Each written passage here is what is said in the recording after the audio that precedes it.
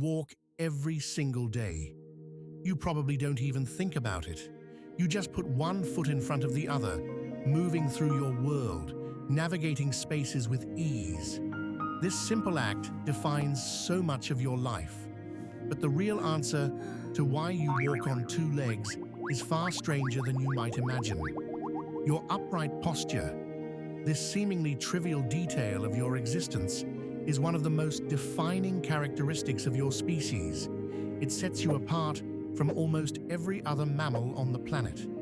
Most creatures with a spine move on four legs, or they fly, or they swim.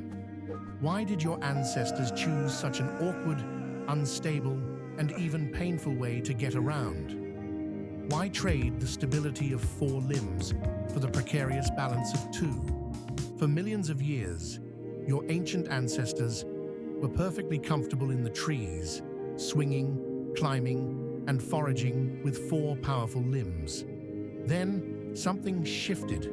The forest began to thin. New pressures emerged, and slowly, painstakingly, a new way of moving began to take hold. What was so compelling about walking upright that it reshaped your entire lineage? Was it a sudden mutation, or a gradual adaptation, driven by a series of environmental changes? Imagine yourself millions of years ago on the vast African savanna. The trees are sparser now, the grass taller. Moving on all fours, you'd be low to the ground, vulnerable, and struggling to see what dangers lurked ahead. This is one of the oldest and most intuitive theories for bipedalism, the need to see over tall grass. Standing tall would have given your ancestors a crucial vantage point, allowing them to spot predators or distant food sources. It's a simple, elegant idea. It makes sense, right? But while a better view might have been a nice bonus, was it enough to drive such a fundamental shift in anatomy? Evolutionary changes rarely happen for just one reason. They are often a confluence of advantages, each reinforcing the other. Perhaps the ability to see further was just one piece of a much larger puzzle. What other factors might have pushed your ancestors off all fours and onto 2 feet? Consider the energy expenditure. Walking on 2 legs, for an ape, seems like a lot of work. But for a truly bipedal creature, it can actually be more efficient. Early research by scientists like David Rodman and Henry McHenry in the 1980s proposed that bipedalism could be a more energy-efficient way to travel long distances in open environments. They suggested that as habitats changed and food sources became more scattered, covering greater distances became necessary. And if bipedalism offered a more economical way to do that, it would have been a significant selective advantage. Think about it. Swinging through trees is incredibly energy-intensive. Knuckle walking also requires significant muscular effort. If you need to travel several miles to find your next meal or water source, conserving energy is paramount. A slower, more deliberate, yet sustained 2-legged gait could have been the answer. It's not about speed, but about endurance. Could walking upright have been your ancestors' first step towards becoming endurance athletes? Another powerful theory centers on carrying capacity. What if walking on 2 legs wasn't just about moving yourself, but about moving other things? If you're a mother ape, carrying an infant while foraging or fleeing danger, freeing up your hands becomes incredibly useful. You can hold your baby close, keeping it safe.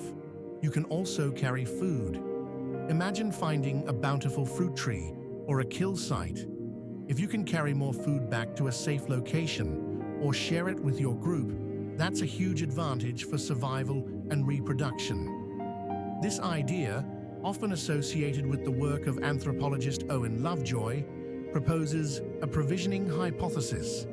Males who could carry more food back to their mates and offspring would have been more successful reproductively. This would have incentivized females to choose mates capable of such provisioning, further driving the selection for bipedalism. It creates a feedback loop. Walking upright allows for carrying, carrying allows for provisioning, provisioning enhances survival and reproduction. It's a strong argument, connecting bipedalism directly to social structures and family units. What about the sun? The African savanna is hot, extremely hot. Standing upright significantly reduces the surface area of your body directly exposed to the overhead sun, especially during the hottest parts of the day. Quadrupedal animals have their entire backs exposed. Bipedal creatures primarily expose their heads and shoulders, which are easier to cool or shield. This thermoregulation hypothesis, championed by Peter Wheeler, suggests that bipedalism helped your ancestors stay cooler. Less sun exposure means less overheating. Less overheating means less need to drink water, a precious commodity on the savanna. And less energy spent on cooling your body means more energy available for other vital activities. This theory offers a compelling environmental driver for bipedalism, painting a picture of resourceful creatures adapting to the harsh realities of their changing world. Could such a simple environmental factor have had such a profound impact on your body plan? Then there's the less discussed but intriguing idea of display and threat. Standing tall makes you look bigger, more imposing. If your ancestors needed to deter predators or impress rivals, standing upright would have been an excellent way to do it.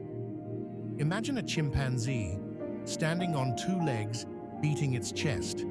It's a powerful display. While likely not the primary driver, the visual impact of bipedalism could have offered supplementary advantages in social interactions and predator deterrence. It's easy to focus on the practical benefits, but evolution often works in subtle ways, sometimes even selecting for traits that seem disadvantageous at first glance. The story of your upright walk is a mosaic of these selective pressures. It wasn't one single aha moment. It was a gradual process, likely driven by a combination of energy efficiency, the ability to carry resources, improved thermoregulation, and perhaps even social signaling. Each advantage, however small, contributed to the slow, steady march toward full bipedalism. Consider the challenges bipedalism brought. Your spine, not perfectly designed for vertical load, often complains with back pain. Your knees and ankles bear immense pressure. Childbirth became incredibly difficult due to the narrow pelvic outlet, a necessary adaptation for efficient upright walking. These are significant drawbacks. So, why persist? The benefits must have been truly immense to outweigh such costs. The trade-offs your ancestors made continue to shape your health and vulnerability even today. Your ability to run for long distances, an exceptional skill among mammals, is also intimately linked to your bipedal heritage. While the initial shift to bipedalism might have been for efficient walking, scientists like Daniel Lieberman and Dennis Bramble have argued that later adaptations for running played a crucial role in human evolution. Your unique foot structure, your short toes, your long Achilles tendon, these are all hallmarks of a species designed for endurance running. Chasing down prey or outrunning threats over vast distances would have been impossible without your two-legged gait. So, when you consider why your ancestors started walking on two legs, you're not looking for a single answer. You're exploring a complex interplay of ecological shifts, energetic demands, social behaviors, and environmental pressures. It's a testament to the incredible adaptability of life. Your upright posture allowed your hands to be free, which in turn allowed for the development of tool use. With tools came more complex foraging, hunting, and eventually the building of complex societies. Your free hands, a direct consequence of bipedalism, were instrumental in shaping your brain. The dexterity required for making and using tools provided constant feedback to your brain, fostering the growth of neural pathways associated with fine motor skills and problem solving. This feedback loop, where upright walking led to free hands, which led to tool use, which led to bigger brains, is a cornerstone of your species' success. You wouldn't be you without your two-legged journey. The next time you stand up, or walk to the kitchen, or stroll through a park, take a moment to appreciate the extraordinary evolutionary journey that allows you to do so. Your everyday act of walking is a direct link to millions of years of adaptation, struggle, and triumph. It connects you to those ancient savanna dwellers who, with each tentative upright step, carved out a new path for all of humanity. This simple act, this unique way of moving your body through the world, is one of the most defining characteristics of your species. What other ancient adaptations continue to shape your modern life in ways you've never considered? Press the like button, subscribe, and let us know what mysteries of human history you want to explore next.